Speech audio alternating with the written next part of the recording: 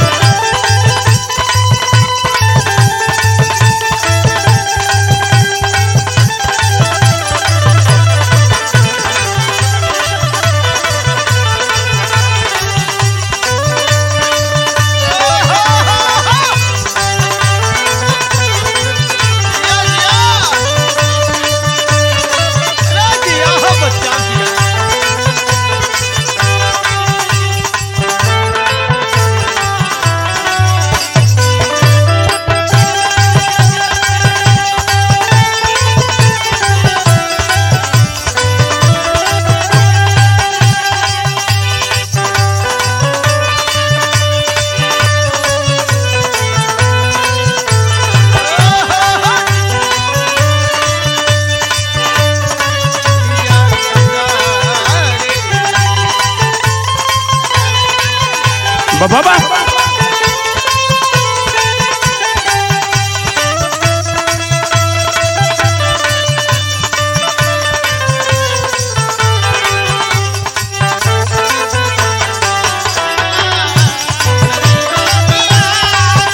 सनीता कना बलमिया हमार ओरिया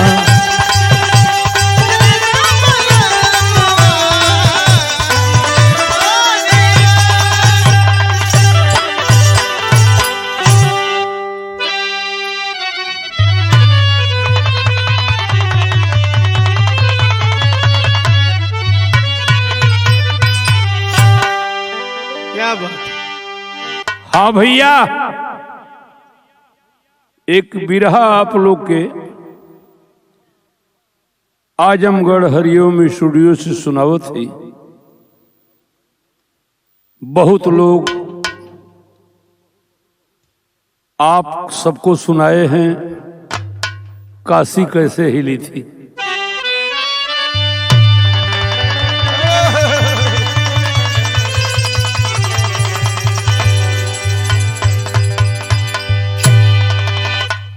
लग गया दरबार बैठे भूप सिंहासन ऊपर, जुट गए विद्वान काशी नगरी के ज्ञानी जबर। पूछते महाराज सबसे प्रश्न का देना उत्तर, कब हिली भोला की नगरी स्वच्छ ही काशी शहर।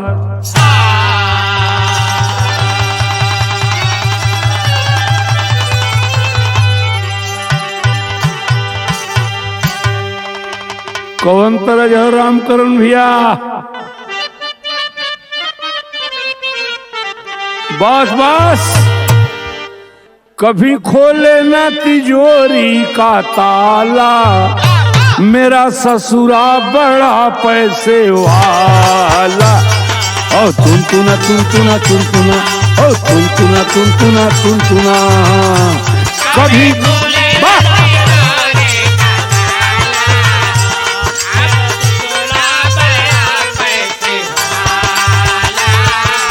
तुनतुना तुनतुना तुनतुना।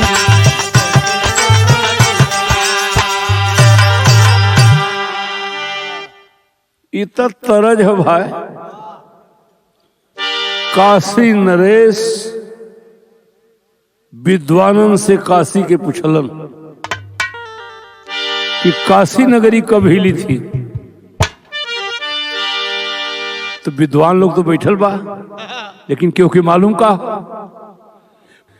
पड़ गए सबके जुबनिया पे ताला, मिला उत्तर नहीं देने वाला।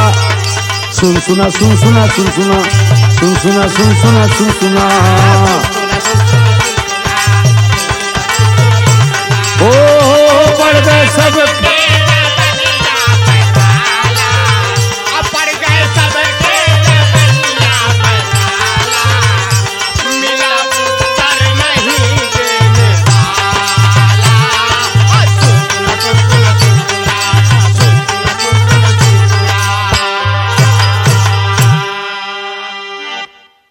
माथा सबका चकराया, यह झंझट कैसा आया। देखे ग्रंथ उठा करके बैठ गए मुड़िया करके। 24 घंटा बीते ना,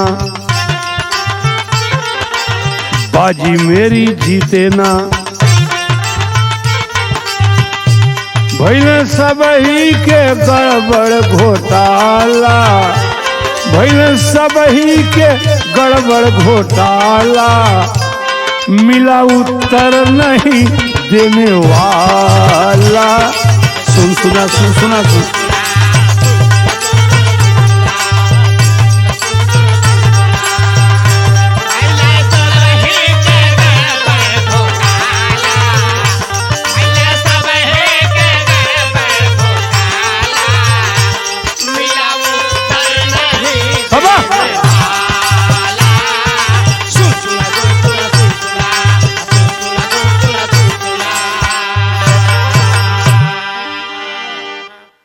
ग्रंथ उल्टे लगल, सवाल का जवाब ना मिलत हो। लेकिन वो विद्वानन में काशी नगर में सबसे विद्वान पंडित पाणिक महाराज रहलन। अब सबकर नजर वो नहीं पर हो कि केहू तो जवाब ना दे पावत हो, लेकिन पाणिक पंडित जरूर जवाब दिए। तो सुना का भयल।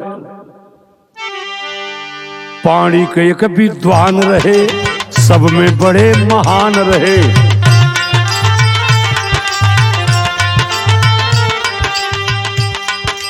चले रात अधियारी में, मरने शिव के द्वारी में।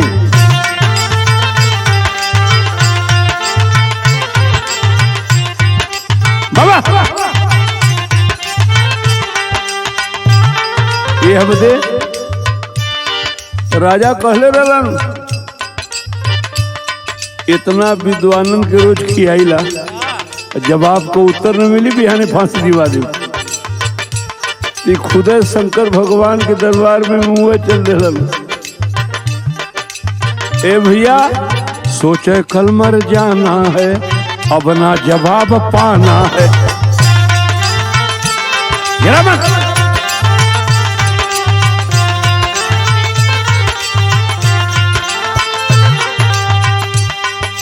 थकित होए तन ऐठे हैं, ताड़ के नीचे बैठे हैं।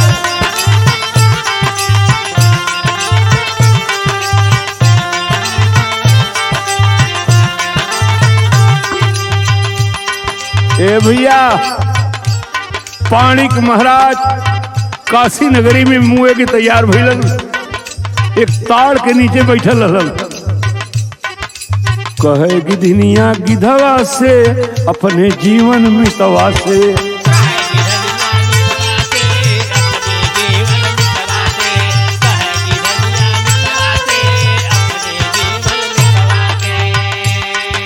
मानुष मांस लिया पिया,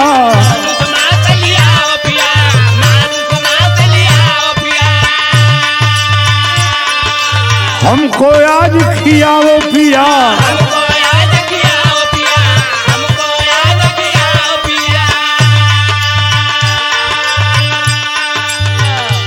अंडा पेटे में जीवा पितराला,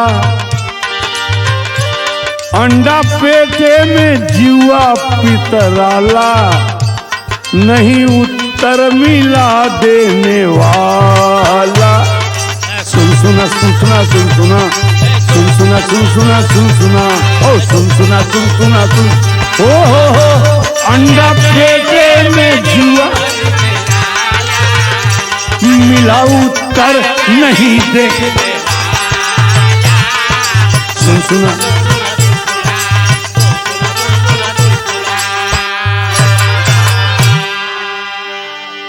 बहुत लोग काशी कैसे हिलल सुनौलन, तनी हमरो सुना।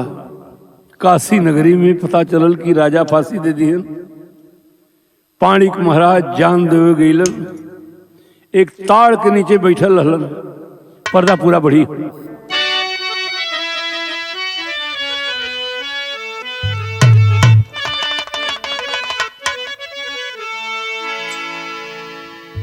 बार पहले का धुन कोनो मेहरारू अपने सखी से बतियावत रहल का बतियावत रहल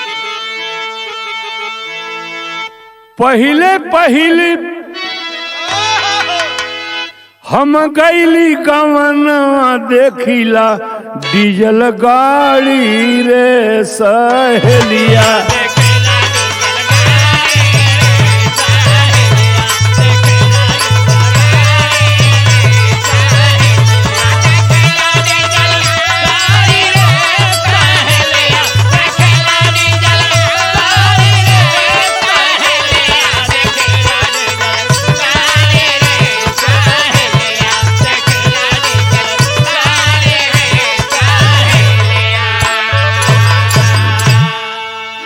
वही डीजल गाड़िया पे सैया मोर ड्राइवर भेजा में जोड़ा सारी ए सहेलिया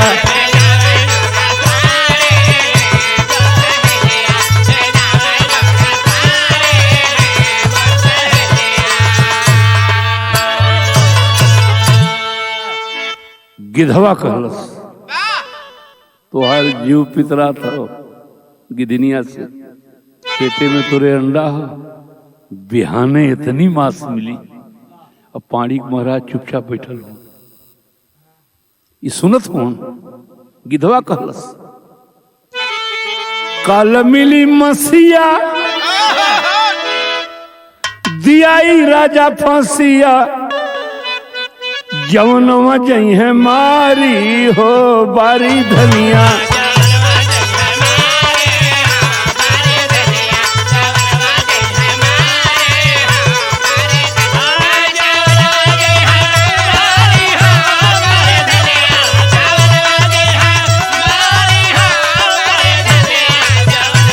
बहुत अच्छा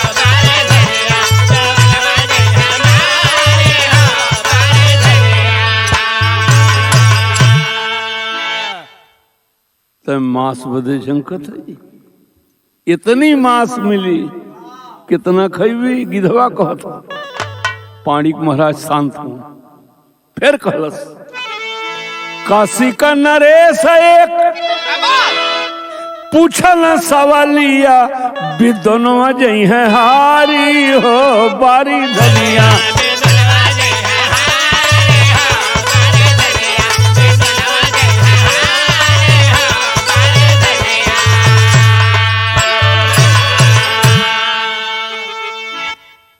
संजोग बनेला प्रभात भैया कैसे बन जाला पहले का कुछ लोग भी ऐसा रहलन जो पक्षिन के बात के सुन के जान जाए पाणी महाराज बैठल हो और गिधनिया के समझावत हो किला के बगल में एक मुनि जी गड़ाई बताई है किस्सा सारी हो बारी धनिया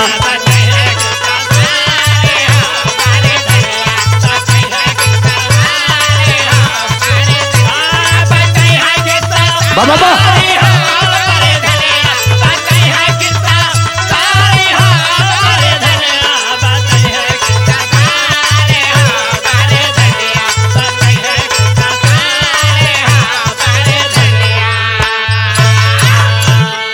कैसे बताई हैं किला के बगल में एक मुनि जी गाड़ल हुआ तोपल हुआ और उनके लगे जे कैसे जाई तो बताई हैं मुन करके अखिया जे जाई उनके लगिया बताई है किस्सा सारी हो बारी धनिया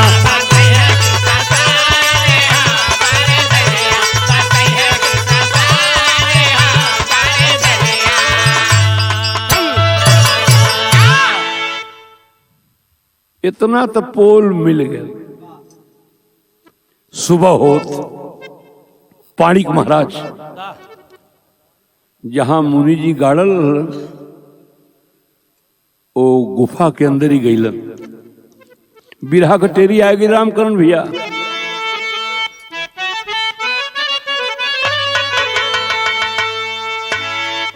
दिवाली सुना ध्यान से दिवाली दिल की दिलही में जली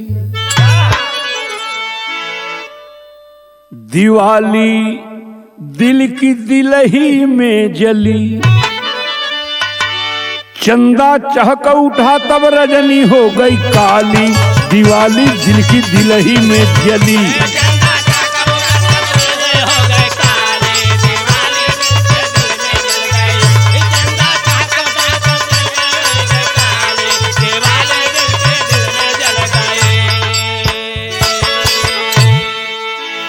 वो भी ठीक है, जल गई या जली। चंदा चहक उठा तब रजनी हो गई काली, दिवाली दिल की दिल में जल गई।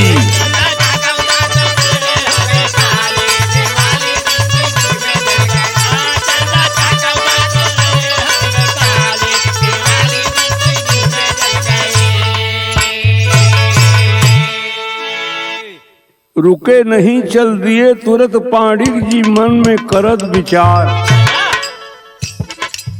गिधवा को बात सुन के जब जान गईलन, बयाने मुही के बाद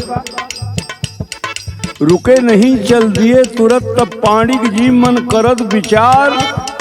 रुख की कांति बदल गई पहुंच गए सरे दरबार।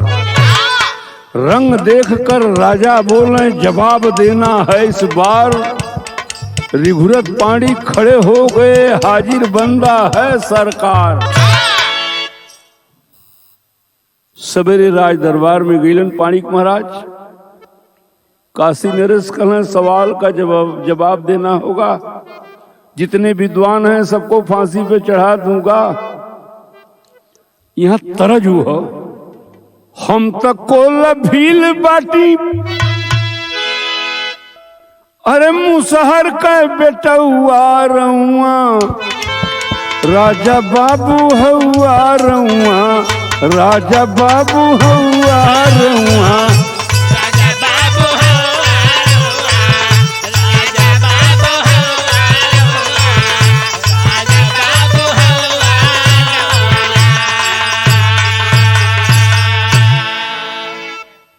वन पथ में भगवान रहलन, गरीब आदमी कोल भील।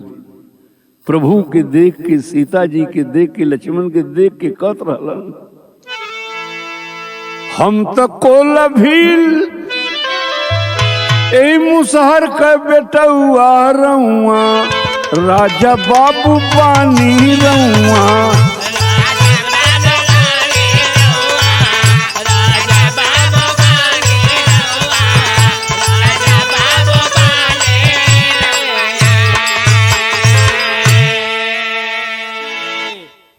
काशी नरेश से पाणिक महाराज कहलन सरकार जवाब मिली। इना बतौले की पोल कुल गिधवा बतौले हो। जवाब मिली का कहलन मौका पाए पाणिक बोले अपन नीचा कर स्वभुआ रहुआ, राजा बाबू पानी है रहुआ।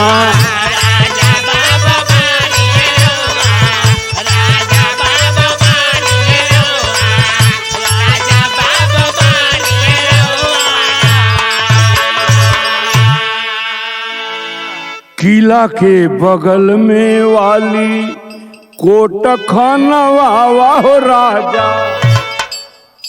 सरकार काम हो जाए। जो आपका किला है वो तो गिधवा बतौले रहल कि किला के बगल में एक मुनि जी गाड़ल हुआ कोट के नीचे। तो कहलन पाणिक किला के बगल में वाली कोट खानवा हो राजा। और मिलेगा सुरंग उसमें हम के घुसावा हो राजा।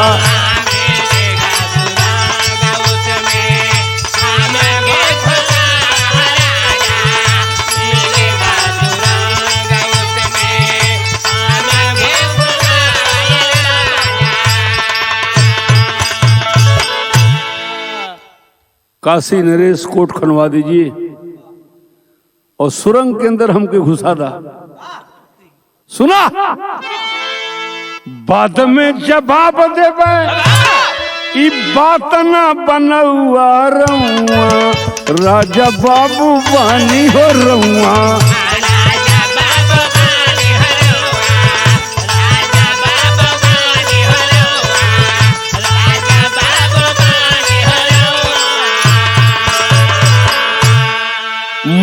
के कहे के ऊपर कोट खानवाए राजा। पानी के कहले पर मुनि के कहे के ऊपर कोट खानवाए राजा। और मिला एक सुरंग उसमें मुनि को घुसाए राजा।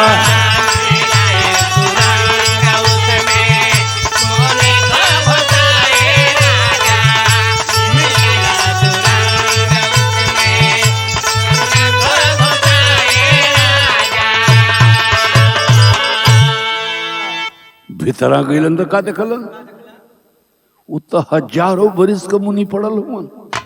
अब पानी के का लगल, देखे मुनि सुरंगवे में अरे सुतल एक भकौआ रउआ, राजा बाबू बानी हो रउआ।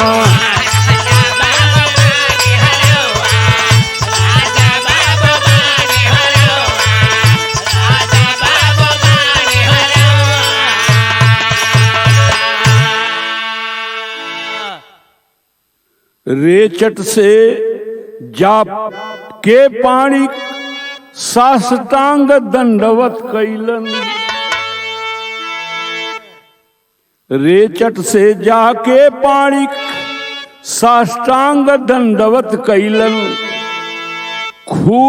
खुली नींद जब मुनिवर की तब क्रोध में बोलत भैलन।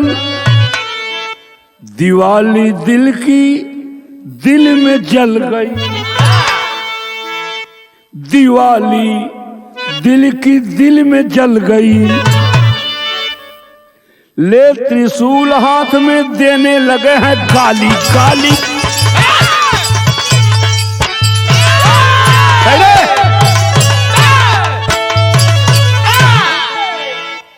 गुस्सा में मुनीलाल, तेरी मजाल, कैसे सुरंग के अंदर आया? तो तरज बदल गई। नाच मेरी बुलबुल तो पैसा मिलेगा, कहाँ कदरदान तुझे ऐसा मिलेगा।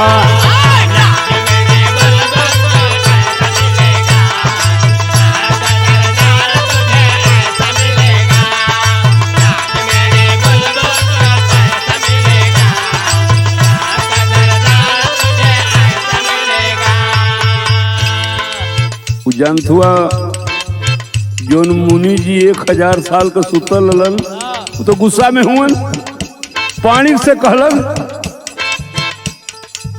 बोल कैसे आया बताना पड़ेगा, नहीं बेटा जिंदगी गंवाना पड़ेगा।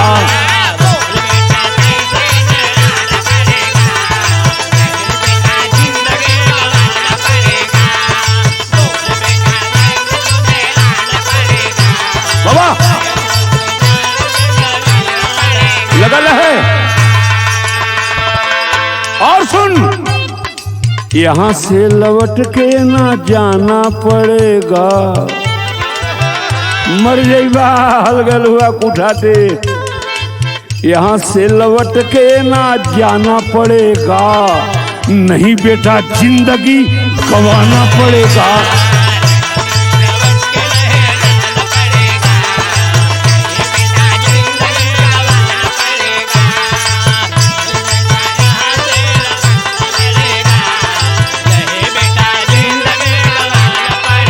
लगल है। एकदम सही है रामकरण भैया। मुनि जी कहलन अरे सतयुग का सोया मैं और मुझको जगाया क्यों।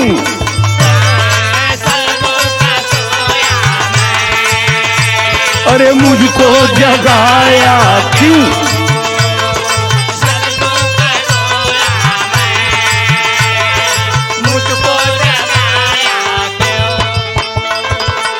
सच सच बतलाओ यही अंदर में आया क्यों।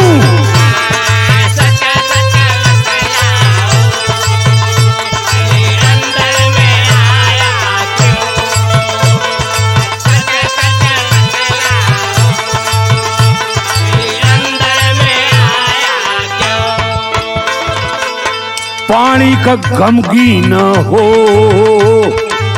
पानी का गमगी न हो, वही ऋषिवर से बोले।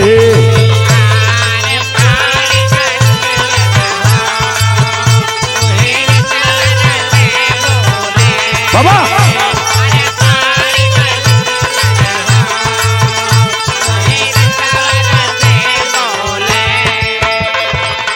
प्रश्नों का उत्तर दो, अब भेद सही खोले।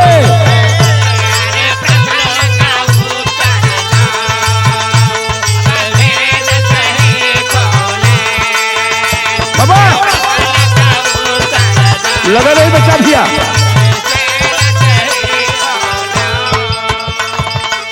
पूछो बेटा, प्रश्न पूछो। कल हम मुनि जी जल्दी पूछो, सरकारी है सवाल हो। हिली कैसे काशी समझाना पड़ेगा, हिली कैसे काशी समझाना पड़ेगा। नहीं बेटा जिंदगी गंवाना पड़ेगा।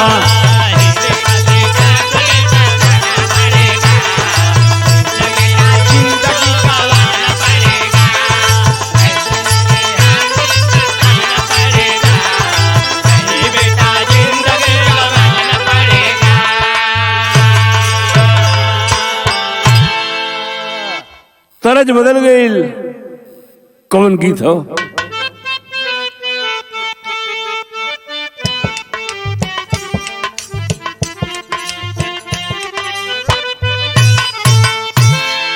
वाह वाह, तरज यहाँ हो। मेरे रस के कमर,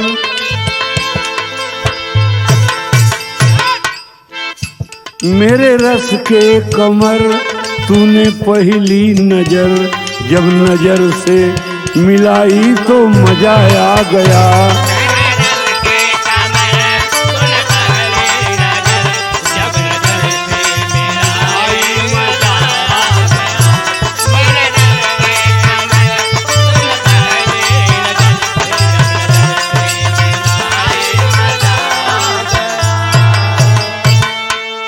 तनिए के हम बदल के गाइला, जानला कैसे गाइला रामकरण भैया।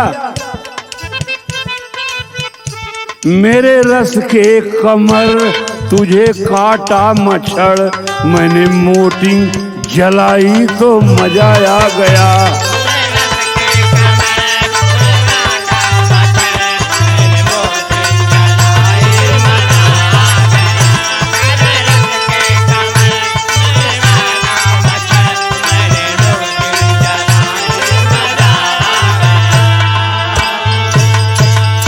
ये तो तरज हो। किला वाला मुनि जी जन सो का कहलन, कल सुना। आए गईला काशी कैसे हिलल, एक बात समझला। आ गया तो कहानी बताता हूँ मैं। मुनि जी कहत हूँ पानी से, आ गया तो कहानी बताता हूँ मैं, मगर मुझको बताना मुनासिब नहीं।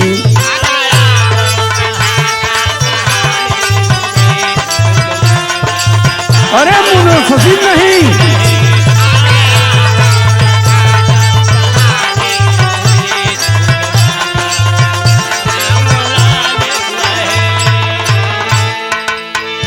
मुनि जी कहने और सुनो बेटा, बड़ी नीक बात कहलन। जिस जगह पर कदर जिसकी होती नहीं, केहू कर। जिस जगह पर कदर जिसकी होती नहीं, उस जगह आना जाना मुनासिब नहीं।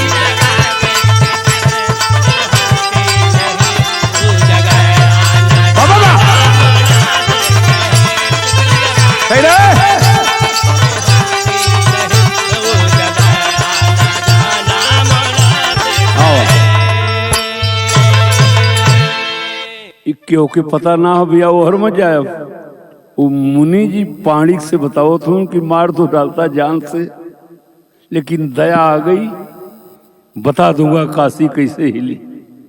बतावे लगल शिव के काशी नगरी में। सुनो बेटा, शिव के काशी नगरी में एक विप्रता भोला भाला।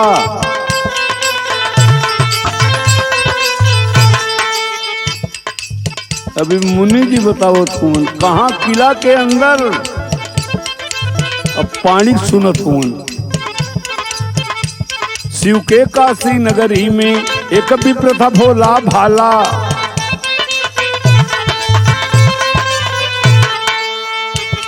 एक भड़भूजिन पर आशिक हो गया तुरंत मतवाला।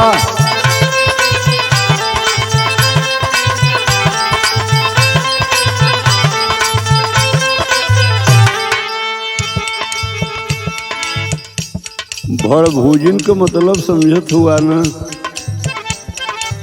दाना भूजे वाली गोड़ी। जौन भरसैया झोंकेली, मुनि जी पानी से बतावत हूँ कि बनारस के एक पंडित जी वही गोड़िन से फंस गईलन। देखा वो भीतर सुरंग में बतावत हूँ। तब का भयल, नित्य घर में जाया करता कोई शख्स भेद ना पाते। बाबा हर भड़भूजा को भई शंका, घाती सब घात लगाते।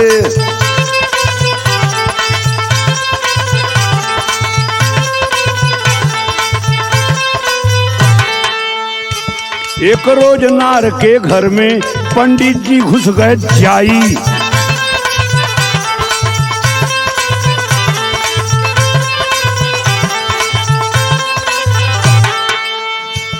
तब तक भड़भूजा आया, नारी को हाथ लगाई।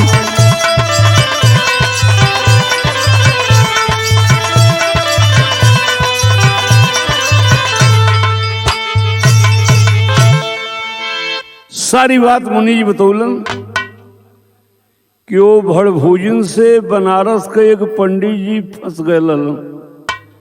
प्रेम प्रपंच रहल और गुणवा के शंका हो कि कौनो आवला, अब बड़ा अटपटा टाइम आवला। अब वो तो घातक खोजत बा, लेकिन बात इस सुरंग कहो। सुरंग में वो मुनि जी बताओ तो पानी से ये लोग को प्रेम प्रसंग चलत है। रोज घाटे में रहली, कहिया पकड़ाई। और तब तक गोड़ भाई आ गिलन तो विप्र डरने लगे। तब भड़भूजिन कही आप घुस जाइए इसी भरसाए में। विप्र डरने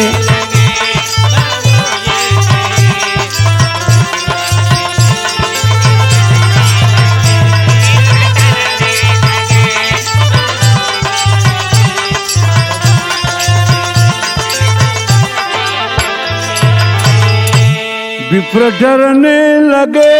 तब भड़भूजिन कही आप घुस जाइए इसी भरसाए में। पाई इजाजत महाशय घुसे भाड़ में। बरसैया में हो, कल जान बचाला आगल हो। पाई इजाजत महाशय घुसे भाड़ में, उनको उसमें घुसाना मुनासिब नहीं।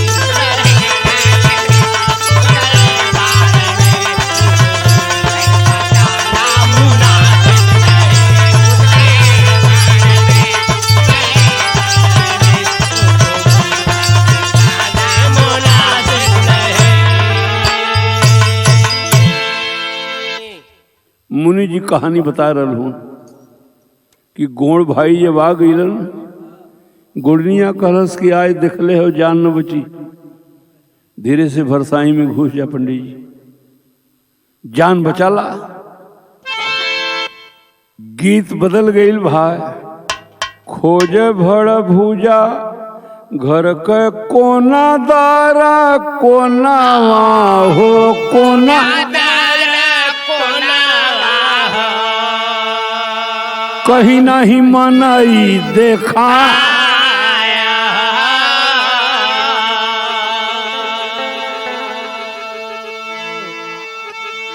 बियाहे में मेहरारू जानला कैसे गावे नहीं अपने ही राम के अपन पर छबे हो दूसरे के पर छै न दे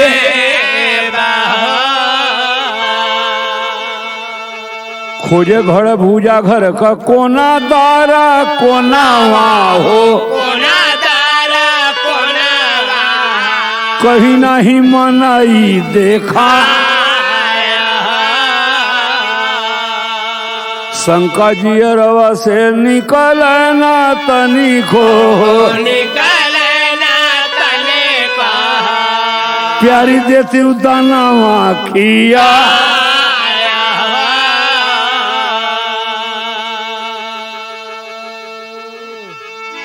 अच्छा घरे में कतों भेटाता है ना बा अब एक दाव के बचल कि हो सकला भरसैया में हो कलश की बड़ी भूख लगल हो बड़ा कुबेला हो तो ऐसा ताजा दाना खिया देती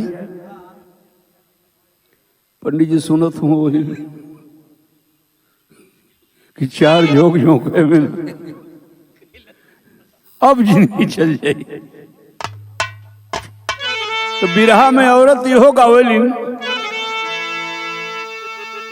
सुना कैसे राजा डोली कलमिया कागज पे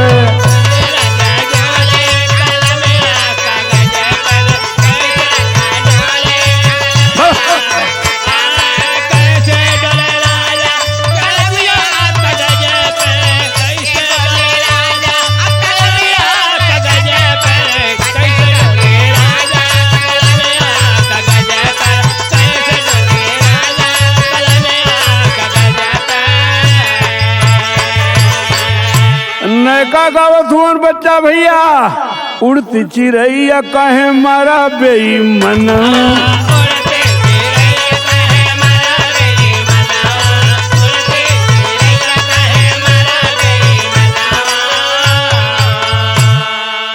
यहर गुड़वा का कलश गुड़निया से पाड़े वही भीतरे हुए घर में सजनिया से बोलन सजनवा हे प्यारी ताजा तू दाना खिया जा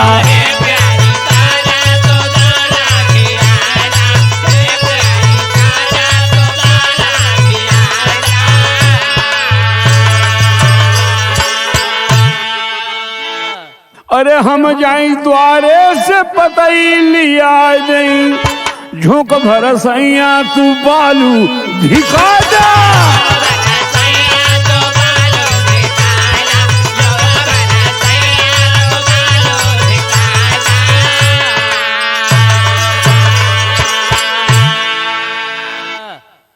पंडित जी पतई जलाए भरसैया में डाले काम शुरू हो गए पतई लिया ली झोंका शुरू कैलस पतई जलाए भरसैया में डाले ए भैया जरती बदन पंडित जी छपटियाले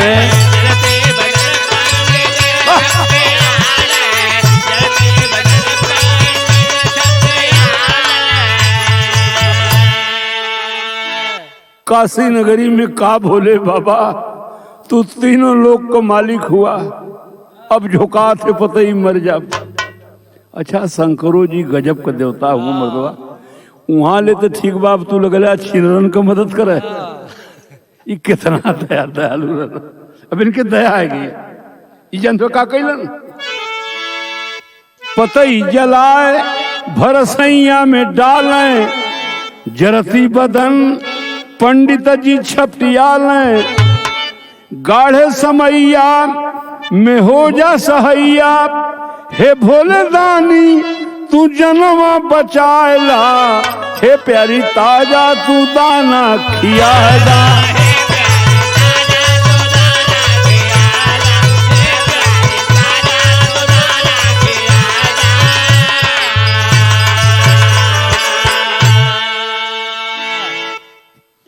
छोड़ शिव काशी बन चलन भंवरवा। बहुत दयालु न भोले बाबा रहल हुई। यहाँ तो उन्हें मान जाए कि चाहत रहा कि मरत और मरदा सारे के गलत काम करत रहल, लेकिन शंकर जी की यार भोले नगरी का शान चल जाई, बरसाए में ब्राह्मण जर जाई। का कैलन? छोड़ शिव काशी बन चलन भंवरवा, जहां भरसइये में रोए बेचरवा।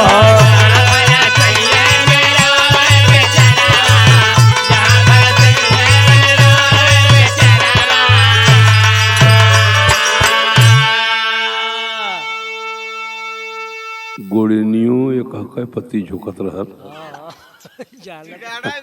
हिसाब से, ऐसा लम्हा झोंके कि वो यरवा बच जाए। लेकिन शंकर जी का कैल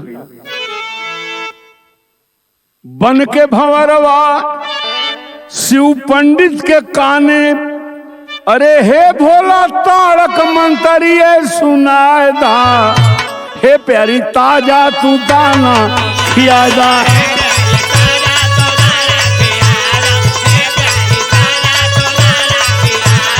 हे प्यारी ताजा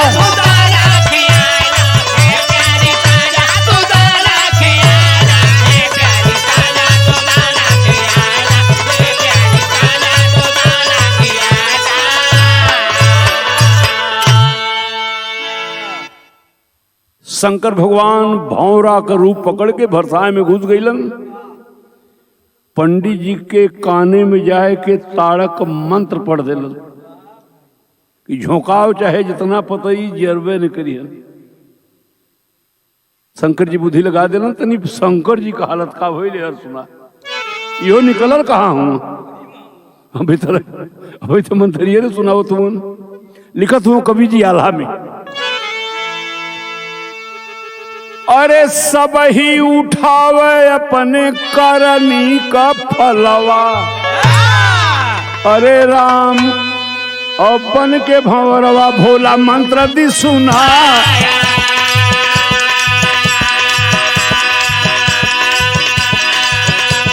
अपन के भंवरवा भोला मंत्र दी सुना।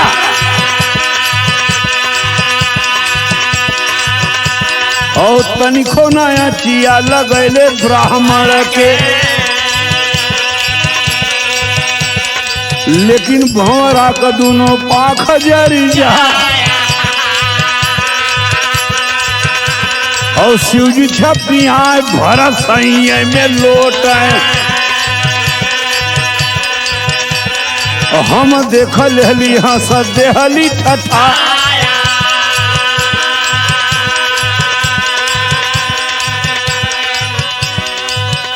एकर मतलब बुझत हुआ गुफा वाला मुनि पाणी महाराज से कहलन कि तो गईले तारक मंत्र पढ़े, गोड़निया फिर झोंक दिलस। भौरा बन के गए शंकर जी के दोनों पांख जरे लगल। वही टाइम गुफा वाला मुनि कहलन कि हमारे हंसी आएगी कि शंकर जी का देखा।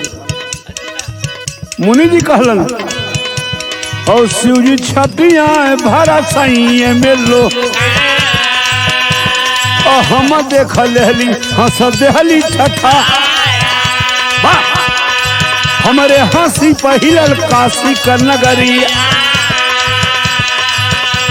और राजा के सवाल का जवाब है बा।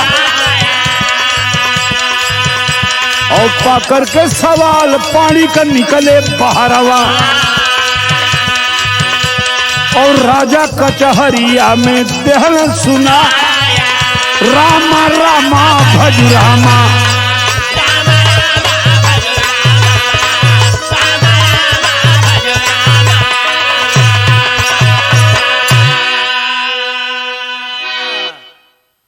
मुनि जी कहलन कहो शंकर जी का पांख जरे लगल, वही भरसाई में छपियाए लगलन। हमार नजर पड़ल हमरे हंसी आएगी। जब हंसी आए गई वही टाइम काशी नगरी हिल गई। तो भयल का आखिरी बात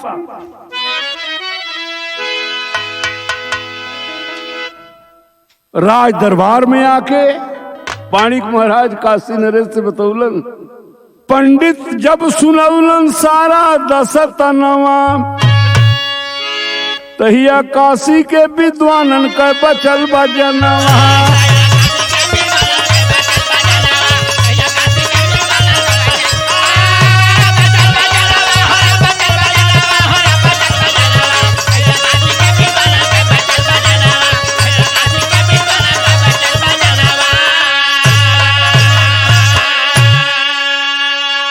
धन धन लीला तोहरी शंकर भगवान हो, तू ऐसनो कैला भाई। और धन धन लीला तोहरी शंकर भगवान हो, भक्तन के बचावे खातिर गाढ़े डलला ज्ञान हो।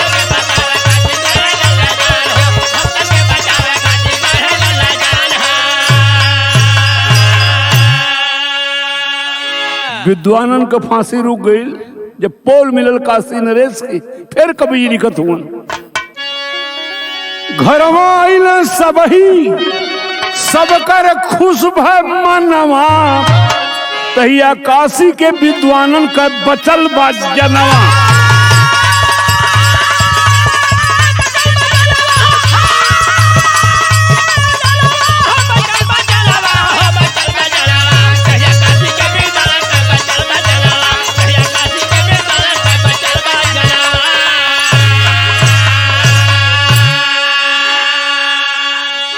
आखिरी लाइन बिरहा कहो, काम वासना में बझलन पंडित गोड़निया, और बचाओ में शिव जी देवे गईले जिंदगानिया।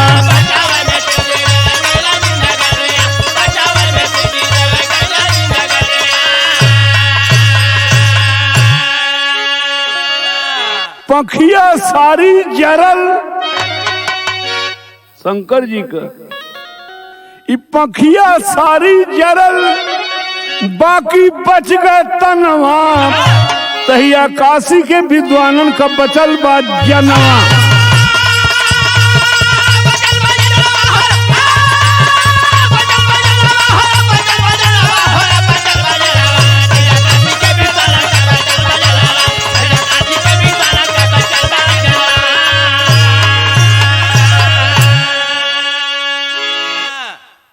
काशी कैसे हिली यह दास्तान हम भी सुनाए हैं, बहुत लोग गाए हैं, जिसको जहां से मिला है। गुरु बिहारी गुरुपत्तू की पावन नगरी काशी, सरजू सोहित बसे जहां पर जोगी और सन्यासी।